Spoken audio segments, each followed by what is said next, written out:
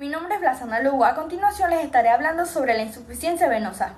Podemos entender como insuficiencia venosa aquella afección médica que se caracteriza por la incapacidad de las venas para devolver la sangre al corazón de manera eficiente. Esto se puede deber a un mal funcionamiento de las válvulas venosas, las cuales ayudan a prevenir el reflujo sanguíneo, lo que llevaría a la acumulación de sangre en las extremidades, especialmente en las piernas, dando como resultado la presencia de síntomas como son el dolor, la hinchazón, la pesadez y cambios en la piel.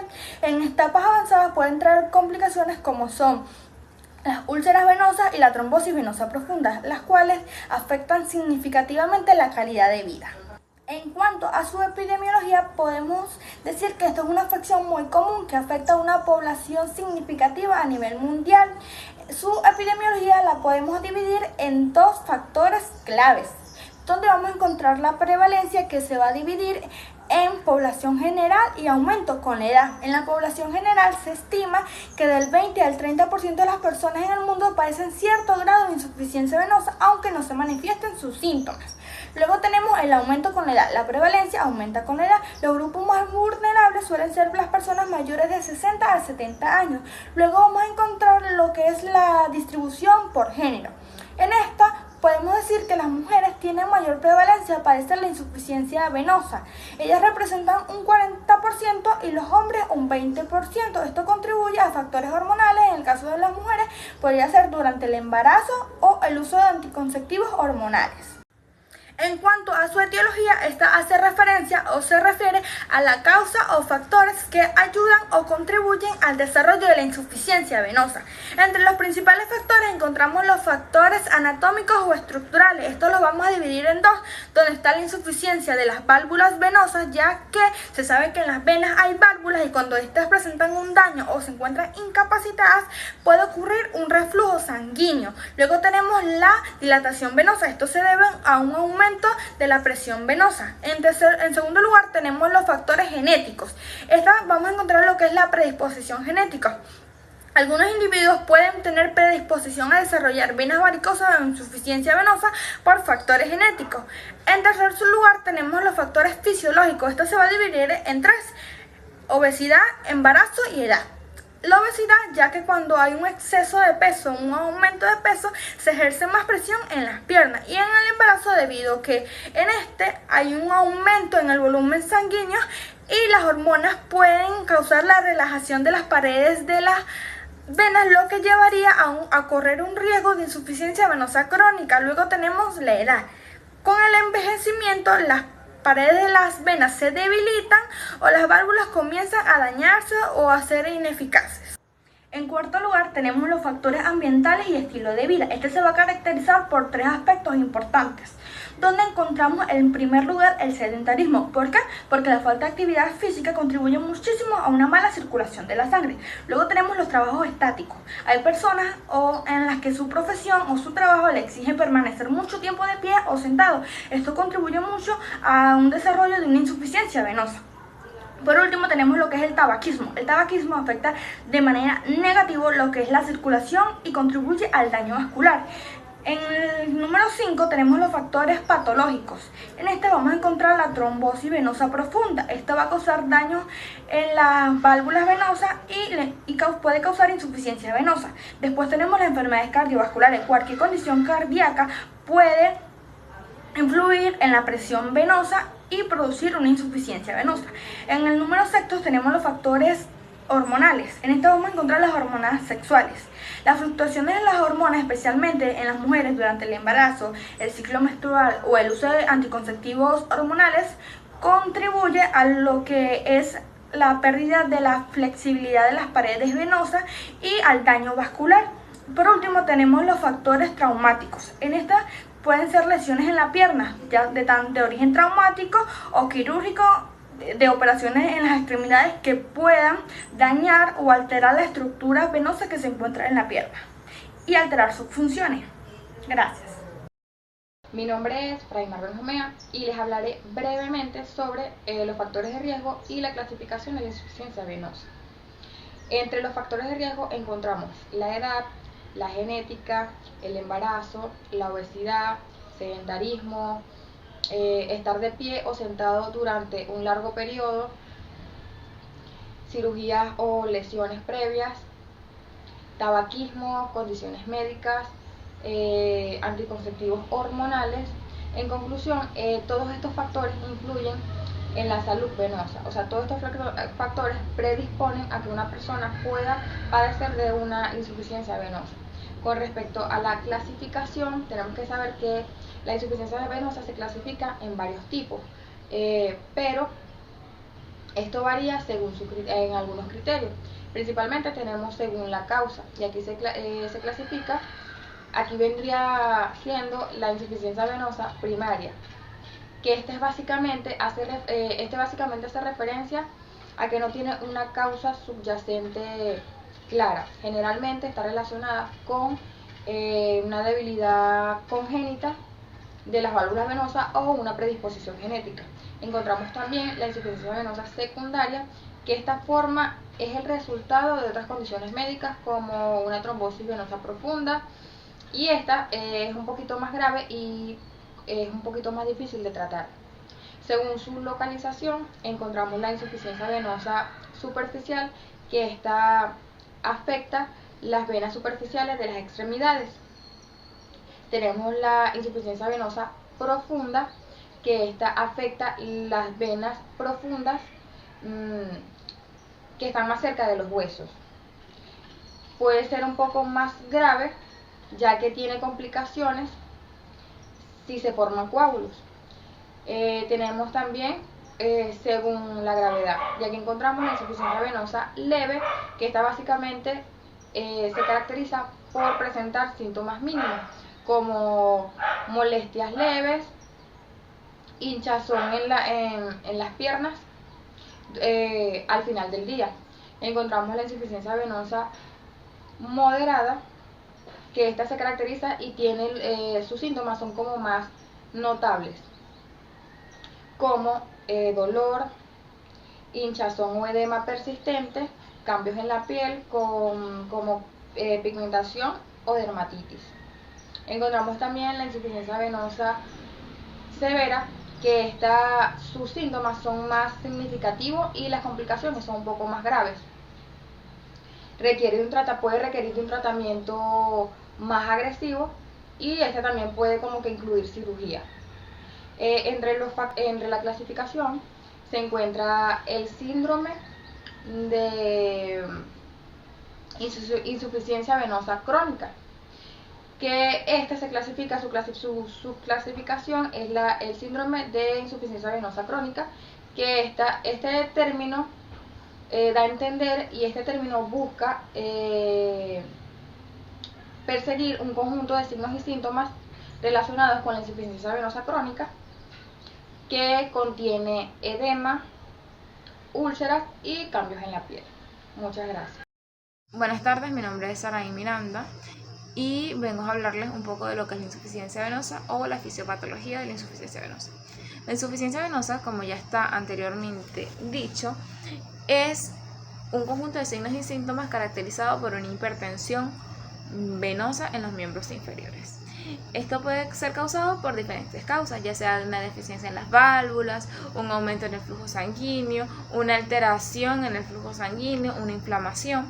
Hablando un poco de su anatomía, antes de llegar a estos puntos acá, vamos a tener el drenaje superficial y el drenaje profundo. El drenaje superficial va a estar caracterizado por tres venas. Está la vena safena mayor y la vena safena menor, y el arco venoso dorsal. Cuando hablamos del drenaje profundo, vamos a tener la vena poplitea, la tibial anterior, posterior, la peronea y el arco venoso plantar. Hablando un poco de su histología, tenemos que saber que está compuesta por tres capas o tres túnicas, la cual es adventicia, media e íntima. Tenemos que saber también que las venas van a estar compuestas por válvulas, en el miembro inferior obviamente. Y estas válvulas básicamente se van a encargar que el drenaje venoso o el flujo sanguíneo todo siga una secuencia, o sea, todos vayan a un mismo lugar.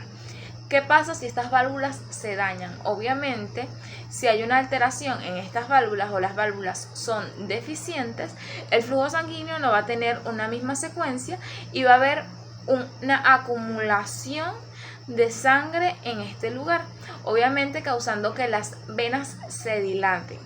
¿Y qué va a pasar? Van a pasar lo que conocemos coloquialmente como varices o tromboflebitis superficial.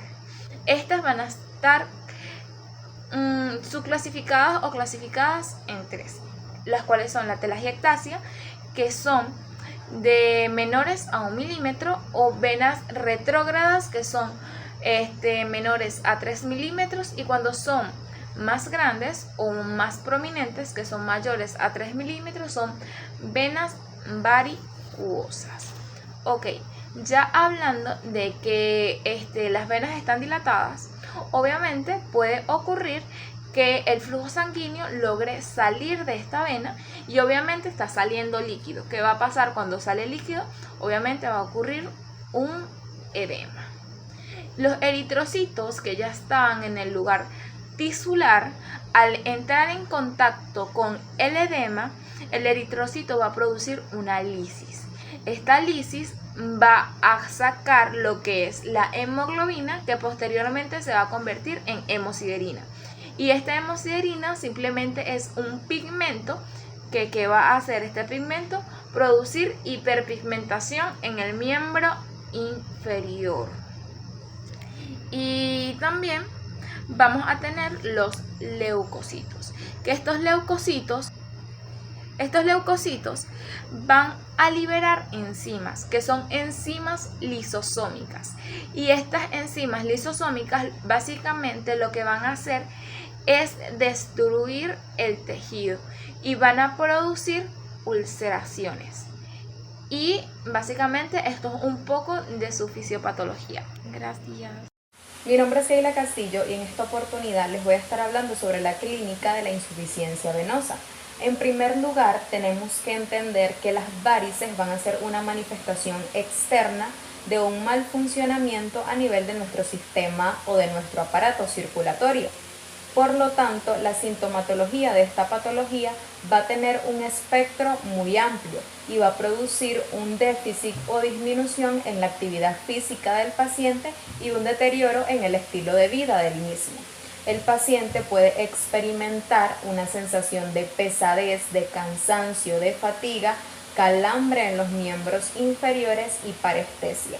Además de esto, debido a la dilatación venosa, vamos a poder observar o evidenciar en estos pacientes ciertas anomalías a nivel de las venas. Vamos a tener lo que son las telangiectasias, que básicamente son pequeñas venas que van a tener una forma en forma de telaraña, si lo describe la literatura.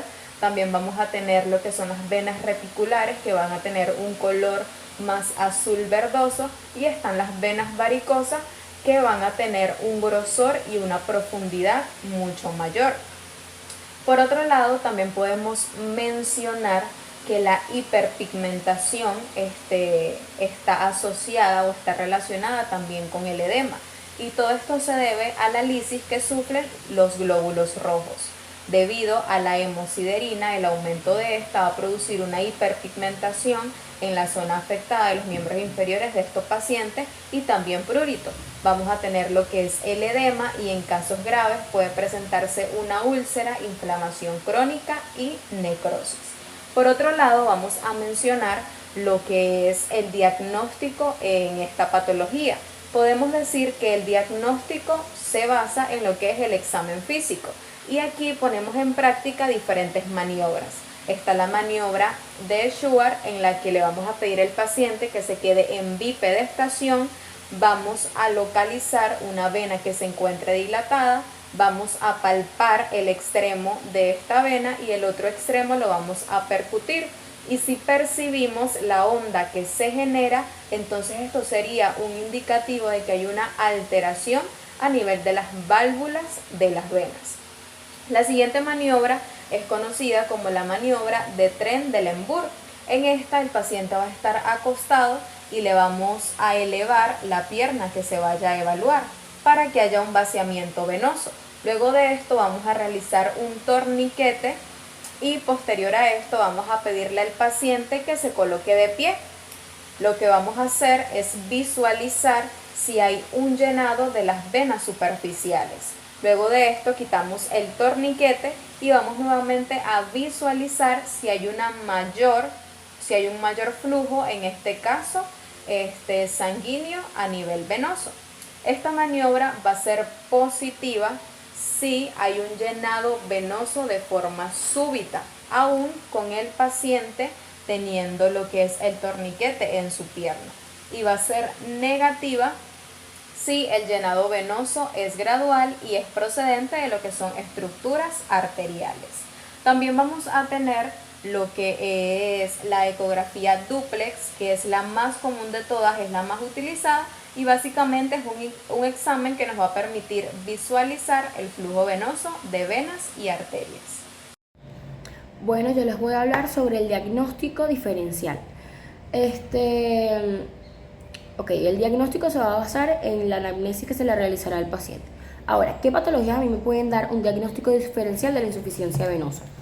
Tenemos la trombosis venosa profunda. Esta va a ser la formación de los coágulos sanguíneos en las venas profundas, lo cual me va a provocar dolor, hinchazón y enrojecimiento. Tenemos venas profundas como la braquial, la subclavia y la axilar, entre otras. Tenemos el linfedema, la cual va a ser la acumulación o la retención de líquido linfático en los tejidos. Esto me va a provocar hinchazón, generalmente es en las extremidades inferiores, debido a una obstrucción o a un daño en el sistema linfático. Tenemos la arteritis, la cual es la inflamación de las arterias, lo cual me va a causar dolor y claudicación. Esto quiere decir que va a haber un bajo flujo sanguíneo, y esto puede ser por enfermedades autoinmunitarias o aterosclerosis. En la insuficiencia cardíaca, el corazón va a tener un bombeo de sangre disminuido, o sea, no va a cumplir con el requerimiento o a satisfacer lo que el cuerpo necesita, lo cual a su vez me va a provocar hinchazón y edema en algunas extremidades. Tenemos la dermatitis venosa. Esta va a ser la inflamación de la piel, la cual va a ocurrir en las partes inferiores debido a una insuficiencia venosa. Esto me va a ocasionar enrojecimiento, prurito y descamación de la misma. En las varices tenemos que estas son las venas dilatadas y tortuosas. Esto quiere decir que ellas se van a alargar, a distorsionar o a retrocederse. Esto se va a evidenciar en la superficie de la piel, y esto es debido a una insuficiencia venosa crónica y pueden causar dolor y pesadez. En el síndrome postrombótico, esto es un conjunto de signos y síntomas los cuales se van a dar después de haber presentado una trombosis venosa profunda, y van a haber dolor, hinchazón y cambios en la piel de la extremidad afectada. Tenemos las infecciones cutáneas como la celulitis. Estas son las infecciones bacterianas en la piel y en los tejidos subyacentes, lo cual va a causar enrojecimiento, hinchazón, calor, dolor y en algunos casos fiebre. Ahora tenemos los tumores. Esto se va a deber a los crecimientos anormales, lo cual me va a ejercer presión en las venas, y esto me va a causar edema y otros síntomas similares a una insuficiencia venosa. En el eczema varicoso, este es un tipo de dermatitis el cual va a dar en las partes inferiores, en las extremidades inferiores, y esto me va a ocasionar prurito, enrojecimiento y escamas. En la lipodermatoesclerosis, esto es el endurecimiento y los cambios que la piel presenta debido a una insuficiencia venosa crónica, y esto me puede llevar a ulceraciones. En la flebostasis, este es un trastorno en donde el flujo venoso se ve afectado debido a una compresión externa de las venas. En una insuficiencia renal, aquí los riñones no van a excretar los desechos o eliminarlos, lo cual me va a provocar una retención de líquido y hinchazón y edema y bueno. En una hipohepatopatía, estas son las enfermedades hepáticas, enfermedades del hígado, perdón, lo cual me va a dar una retención de líquido que me va a hinchar el abdomen, lo cual me va a dar ascitis y a su vez edema. La hipoproteinemia, esto van a ser debido a causas metabólicas. Aquí va a haber una disminución de la proteína en sangre, cual me va a llevar a una retención de líquido y edema. El síndrome de Mike-Turner, es la compresión de la vena ilíaca izquierda que irradia hacia la arteria ilíaca derecha, y esto me puede predisponer a una trombosis venosa profunda. Tenemos las alteraciones neurológicas como una neuropatía diabética, que esto van a ser las lesiones en los nervios, y esto me va a afectar el flujo venoso y puede provocar edema. En el síndrome de Klippel-Trenaunay, estas son las malformaciones vasculares congénitas, las cuales van a estar caracterizadas por varices, tumores benignos debido a la acumulación de los vasos sanguíneos y el linfedema en las extremidades afectadas. Tenemos las causas traumáticas como los hematomas, que esto se va a deber a la acumulación de sangre en los tejidos y esto me puede ocasionar un edema venoso. Y por último tenemos una dermatitis de contacto, la cual el paciente va a presentar una inflamación de la piel debido a la exposición hacia el alérgeno irritante, lo cual va a ocasionar enrojecimiento e hinchazón. Gracias.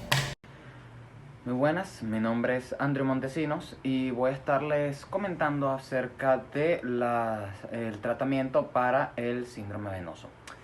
Cuando hablamos de esto, tenemos que tener en cuenta que si hablamos de síndrome venoso, debemos tener en consideración muchas no patologías, pero vamos a decir muchas causas adyacentes y muchas afectaciones posibles.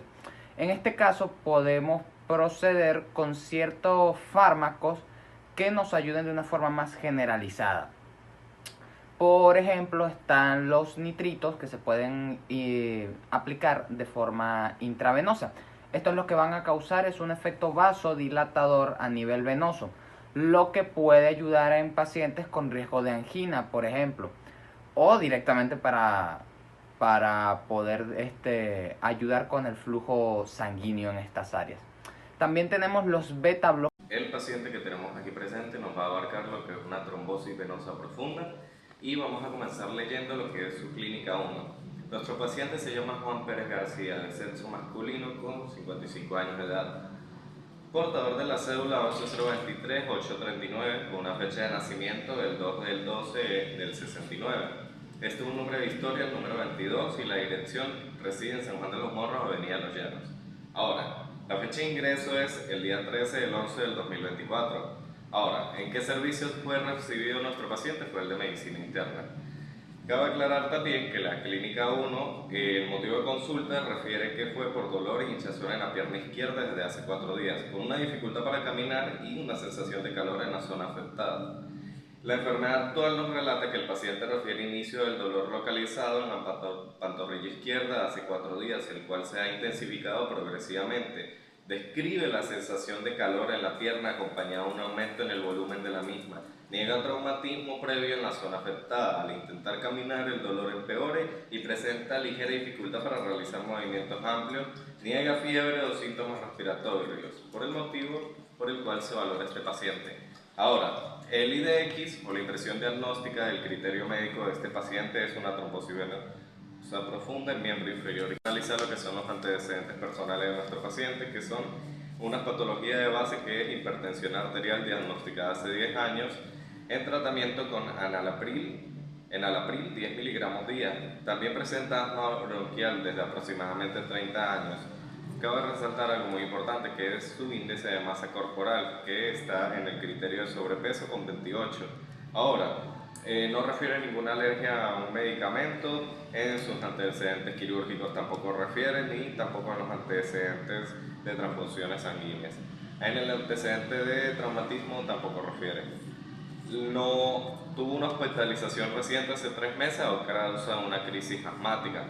Pasando ya con lo siguiente, que es los antecedentes familiares de nuestro paciente, tenemos que madre y padre fallecieron. Madre falleció a los 54 años por causa desconocida y padre falleció a los 90 años por causa desconocida.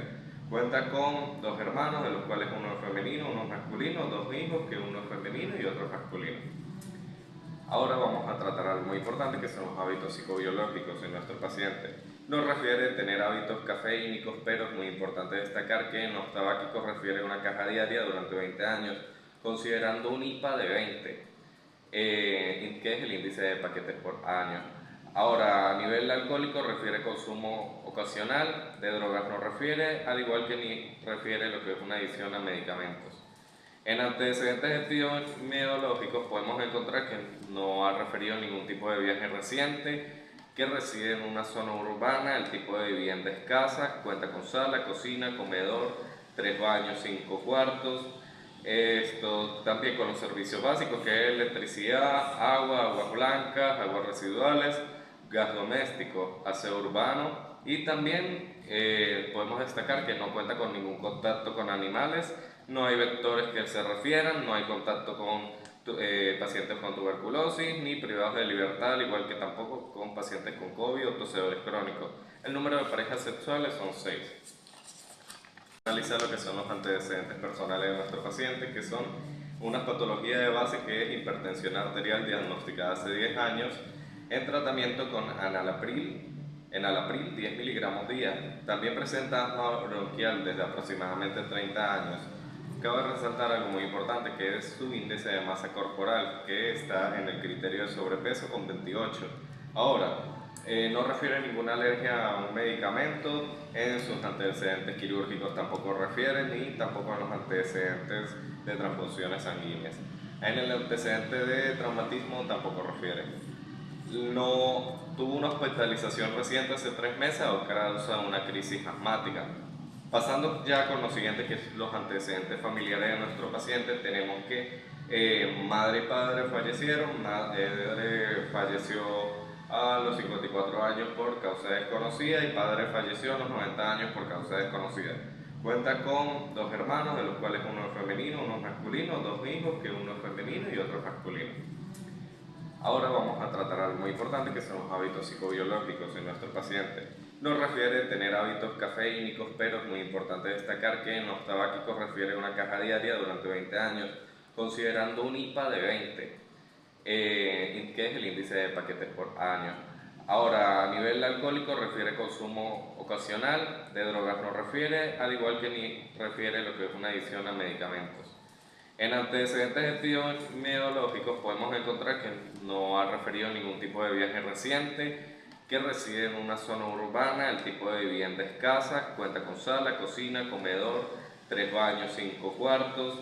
Esto también con los servicios básicos, que es electricidad, agua, aguas blancas, aguas residuales, gas doméstico, aseo urbano, y también podemos destacar que no cuenta con ningún contacto con animales, no hay vectores que se refieran, no hay contacto con pacientes con tuberculosis, ni privados de libertad, al igual que tampoco con pacientes con COVID o tosedores crónicos. El número de parejas sexuales son 6. En el examen físico de nuestro paciente vamos a encontrar que su descripción general nos habla acerca de que es un paciente alerta, orientado, cooperador, de aspecto general acorde a su edad, con signos vitales dentro de parámetros normales, buen estado de hidratación. A nivel de sus signos vitales podemos encontrar una presión arterial de 140/90, una frecuencia cardíaca 82 latidos por minuto, una frecuencia respiratoria de 18 que está en los valores normales, una temperatura de 36.8 que nos refiere que no está presentando ninguna alteración en su temperatura, una saturación de oxígeno de 97, tampoco nos refiere ningún daño a nivel del capilar, El nivel de peso se encuentra en 85 kilos y su talla es 1,73 centímetros. Ahora, a nivel de piel, nuestro paciente presenta una coloración, una turgencia normal en la mayor parte del cuerpo, una piel tensa. Eritematosa y caliente en la pierna izquierda desde la pantorrilla hasta el muslo, sin lesiones ni cicatrices visibles en otras áreas del cuerpo. A nivel de la cabeza encontramos que es simétrica, sin deformaciones ni lesiones, cabello distribuido de manera uniforme y cuero cabelludo sin alteraciones palpables. Ojos con conjuntivas normocoloradas, escleras blancas, sin ictericia, pupilas isocóricas y reactivas a la luz y a la acomodación. No se reportan problemas visuales tampoco en este paciente. En los oídos sin secreciones visibles y signos de inflamación tampoco en ambos oídos. Una audición conservada y en el conducto auditivo externo y en la membrana timpánica sin alteraciones aparentes. A nivel de boca encontramos una mucosa oral húmeda y sin lesiones. Una dentadura en buen estado con piezas completas y sin caries visibles. Lengua sin alteraciones y de coloración rosada. A nivel de cuello encontramos que es simétrico, sin masas o adenomegalias palpables, pulsos carotídeos presentes y simétricos, sin irrigitación yugular, y también podemos destacar que no hay ningún otro signo visible de congestión venosa. A nivel cardiopulmonar encontramos que hay ruidos cardíacos rítmicos de buena intensidad, sin soplos ni otros ruidos anormales. A nivel pulmonar podemos destacar un murmullo vesicular presente y también simétrico en ambos campos pulmonares, sin dilaciones ni estertores. A nivel de abdomen encontramos que está blando y depresible, sin dolor a la palpación, peristaltismo presente y normal, sin hepatomegalia ni masas palpables. A nivel de genitales podemos destacar sin alteraciones aparentes ni dolor referido en el examen externo dentro de los límites normales. En extremidades en sí vamos a destacar un aumento del dolor volumen en la pierna izquierda desde el muslo hasta la pantorrilla con el signo de Homans positivo, que es el dolor en la rodilla a dorsiflexionar el pie, compatible con trombosis venosa profunda, extremidades superiores sin alteraciones. A nivel neurológico, el paciente está alerta y orientado en persona, tiempo y lugar, reflejos osteotendinosos normales y simétricos, una fuerza muscular conservada en extremidades superiores e inferiores derecha y disminuida en la pierna izquierda debido al dolor. Todavía conserva su nivel de sensibilidad. A nivel de la cuarta parte de la historia clínica vamos a encontrar que en la orden médica tenemos un diagnóstico de trombosis venosa profunda en el miembro inferior izquierdo. El plan de tratamiento de este paciente va a ser anticoagulación, iniciar el tratamiento con heparina de bajo peso molecular subcutánea, que puede ser enazapirina para evitar la progresión del trombo. La compresión gradual para poder indicar el uso de medias de compresión, así mejorar el retorno venoso y aliviar el edema, movilización y ejercicio que nos va a permitir activar de forma moderada todo lo que es el riego sanguíneo del miembro inferior, obviamente con descanso adecuado para evitar el empeoramiento del trombo. En la educación al paciente, que es lo importante, que es informar sobre la importancia de evitar el sedentarismo y modificar los hábitos como el tabaquismo. Advertir sobre los signos que pueden ser alerta como dolor de pecho y dificultad respiratoria que podrían sugerir una embolia pulmonar. Ahora, en el plan de seguimiento para este paciente tenemos que se debe reevaluar en una semana para ajustar el tratamiento de anticoagulantes y programar controles de Doppler venoso en 3 meses para evaluar la evolución de la trombosis. Cabe destacar que este paciente tiene una etiología de su trombosis venosa profunda a causa de un sedentarismo en su vida, un índice de masa corporal elevado, un mal estilo de vida y que también los hábitos del consumo tabáquicos afectan mucho todo lo que es la distribución del sistema cardiovascular. Este paciente queda a observación y con su seguimiento. Muchas gracias.